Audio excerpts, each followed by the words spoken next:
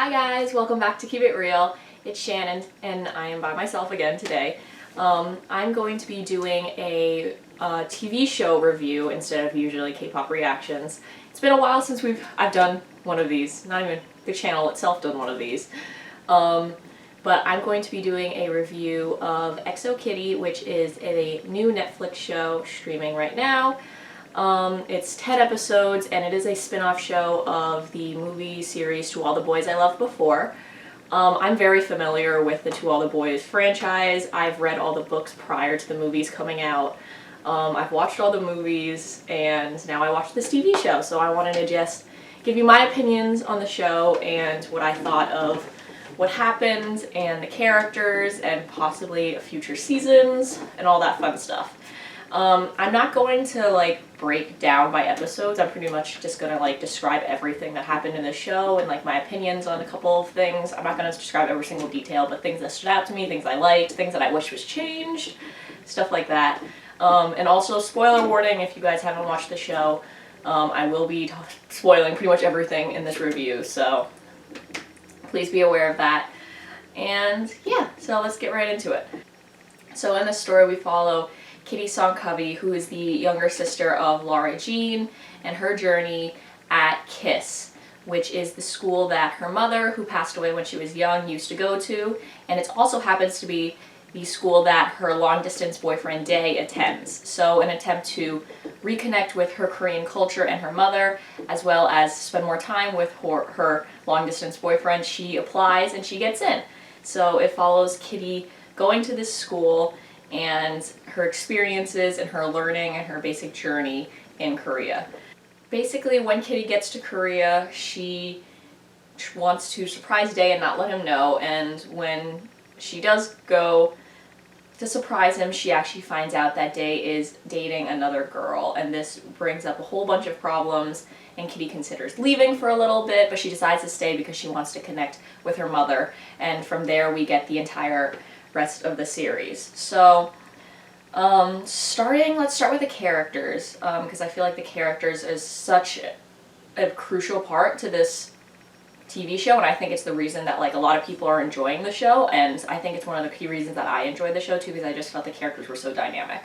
So we've seen Kitty throughout the To All the Boys I Loved Before series, and she's older now, she's a teenager, she's in high school, and she's going into a new country, which I think was a great idea for them to do, because we've seen a lot of Lara Jean in Portland, so seeing Kitty in Korea was different and it was really new, and it also, I feel fit Kitty very well, because she's more of an adventurer and more of an explorer compared to Lara Jean. Personally, I always had an issue with Kitty, even when I was reading the books. She always felt like that little pesky sibling character to me. And she was like that in XO Kitty too. And honestly, it drove me insane, because sometimes I'd be like, girl, just shh. She talks a lot, and she was that character for a lot of the times. As Q says in the first or second episodes, all I hear is you talking about this and back and forth, and it never ends. And that is how Kitty is. But I feel like Kitty sort of grew from that persona as the series went on, which I thought was really nice, because the whole series was about Kitty and her own growth, so I think we got to see that a lot. The next character we have that they introduced was Dae. He was Kitty's long-distance boyfriend and the one that was secretly dating another girl. And we find out later on that it's fake dating, but Dae never tells Kitty the entire time, and I know a lot of people are like, oh my god, he's lying, that's horrible. But he was under an NDA, and honestly, I wouldn't tell Kitty any big secrets either, because she's a blabbermouth. In all honesty, Kitty's a blabbermouth, and you can't, deny that. I honestly had no feelings about Dae and, how I felt about him, but he grew on me. I think he was a very sweet character, and I hope that if we do get another season with him, that we get to see more of, a storyline for him, because we did get to see a little bit with his interactions with his sister, and the struggles he had, and how he was a smart kid but he was struggling with money. I think if we get to see more of that play out, and him being more than just Kitty's first love or Kitty's ex, would be kind of nice. I think he was just really sweet, and I think what solidified Dae for me was that moment when in the later half of the season where he was on a date with Kitty, and Kitty asked him oh, did you ever like any other girls other than me? And Day was like, there's this one girl and she was just wearing glitter eyeshadow, and I thought that was just a very nice little tidbit and fact, and so real of what like crushes are, especially at a young age, because you crush over like the silliest of things. So that was really nice. Yuri, she is the daughter of the principal of KISS, and she's the one that's fake dating Day, to hide the fact that she is actually gay and she has a girlfriend named Juliana who is sort of been kicked out by her parents. I think Yuri was also a really interesting character. She fits into this trope of like, she has the rich parents and then she doesn't want to disappoint, and she's like, has all these expectations. She's a popular girl in school and she's also carrying her own secrets and stuff. I loved her relationship with Juliana. I think her dedication to Juliana throughout the series, even though they were so far apart from one another, was really nice because it showed how much they cared about each other, and it showed, even though we didn't see them together a lot, you could tell how much Yuri cared about Juliana, and that was just so nice.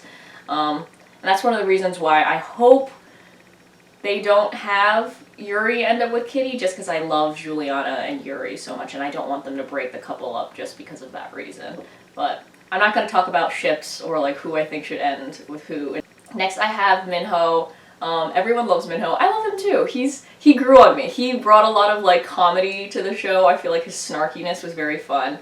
But at the same time, he also has a really heart of gold. Like, you could see how protective he was over his friends and how much he did care.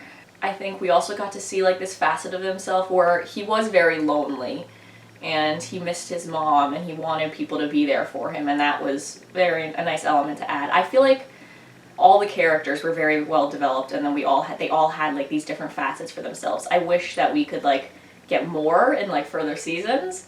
And lastly, Q. I love Q. He was just a great best friend. He was a great friend. He was just so supportive, and he was like, he told Kitty as it was. He didn't like sugarcoat it, because I feel like some friends would just go, no, it's okay, I'll listen to everything. But Q would sometimes just be like, you know what, girl, shut up. You've been talking about this too much, do something else. And it was kind of nice to have Q there. He was really refreshing. And he also always brought a smile to my face. Yeah, there's more characters, but I'm not going to describe every single one. I just want to focus on the main ones. Either way, I think that our main like group of friends was very well developed, and I thought it was really nice to sort of see them all together and stuff. Okay, so now let's talk about plot. So if you haven't heard already, XO Kitty is very much like a K-drama, and it's very trope-filled. So it's like jam-packed with all the tropes that you could possibly think of. So I watch a lot of K-dramas, and as someone who's watched a lot of K-dramas, there is some differences between XO Kitty and like a K-drama. I feel like usually with K-dramas you have one big trope, so like a fake marriage, a contract marriage, and that's basically the trope that's like the main trope, and that's the main thing that they'll hash out the entire way. For XO Kitty, I feel like they introduced so many tropes, and not all of them were fully hashed out. Some of them were, because not all of them were like fully dealt with. I feel like some of them should have been removed just for the sake of the story. This is just my personal opinion, but the fake dating of Day and Yuri felt like it fell off like the edge of a cliff after a while. Like, I know they sort of concluded it, but it felt kind of rushed and it didn't feel very cohesive to me. So I kind of wish they just got rid of it. They got rid of that whole like fake dating, because the same things could still happen. Like, Kitty could still have her self-discovery of her liking girls. And another element of the fake dating, which just that I felt fell off the side of the roof, was the fact that they were fake dating to cover up Yuri's father's like outburst and stuff, and we had Day basically pretending to be in this internship, and we saw him there for like one day, but no one ever talked about it ever again. I felt like that was a big deal, because like the entire news knew about it, but they never mentioned it again.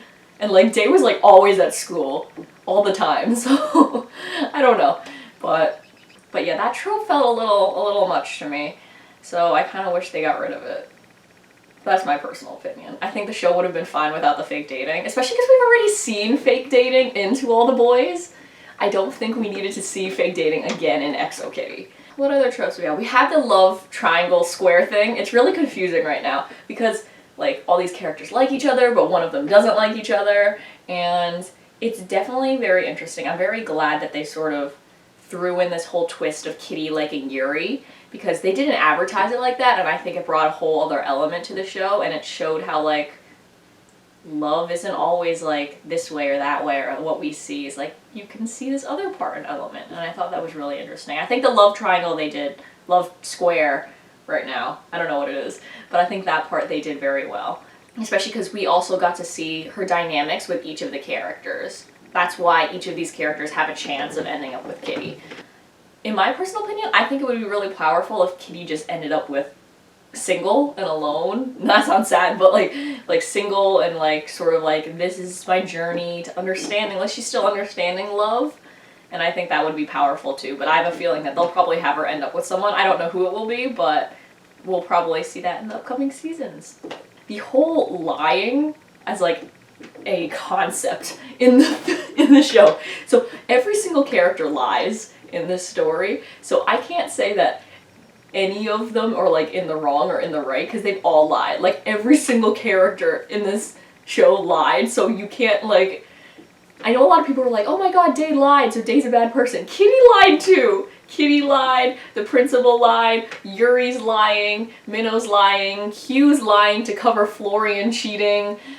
Everyone's lying, so that's a big thing, and so no one's free from the lying, and they should all be held accountable for those lies. I feel like Day has been held very accountable. Kitty's sort of being held accountable now because she got kicked out at the very end, but everyone's lies, so I feel like we can't hold that against any of the characters. Liars is not a trope, but it became a trope in Exo Kitty. And then let's talk about like one of the biggest plot points, and one that I actually kind of enjoyed and wish they focused on a bit more over like the fake dating or like other craziness. It was the whole idea that Kitty's mom secretly had a baby when she was here in Korea.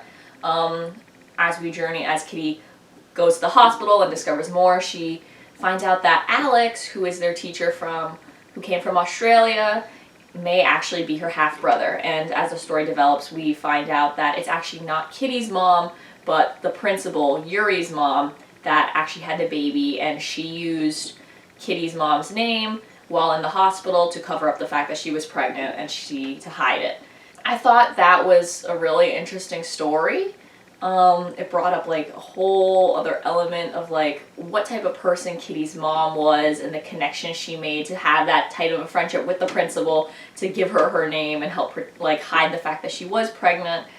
And then I think because of that, we also got to see a great relationship between Alex and Kitty, and I feel like they did have a sibling relationship even though they aren't siblings, and I think that was really nice because that's one thing that we saw in To All the Boys I Loved Before. We saw that sibling relationship between Kitty and her sisters, and I think we get to see that again still in Exo Kitty in Korea, because I feel like Kitty needed like a sibling, an older sibling. My only issue was sort of like how it concluded, because I feel like as soon as the truth went out, the principal was like, you know what, screw it. That did feel really nice. I liked that the principal got there so quickly, but I feel like it is a little bit of a rocky journey to still get to like, oh, we're gonna be a sort of semi-happy family now.